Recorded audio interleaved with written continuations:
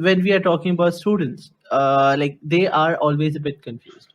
DevRel versus developers, because they Yeah, are like community leaders. They know all yeah, the things they need to do in the community, but they want to explore like will this be the right choice for me at this point or not? So maybe a day to day in that term might be some kind of a like if you have some kind of an opinion there, it would be a great option.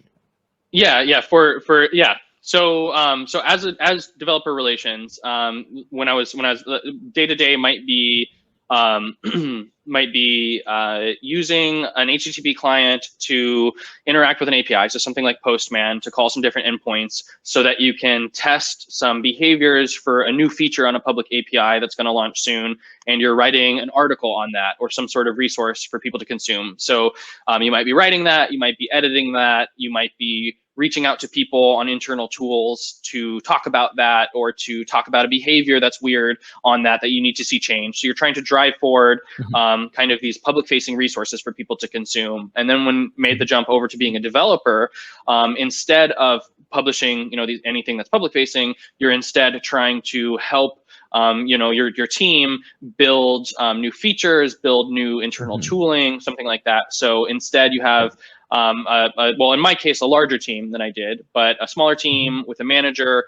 who has their priorities of what you're trying to build, and they're kind of delegating that down. So in addition to engineering on that feature that they're asking, I was also doing a lot of pair programming so that I could kind of ramp up my own coding skills more.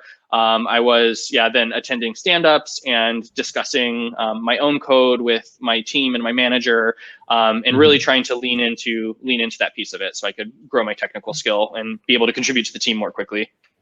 Right, definitely, and that is actually the exact thing.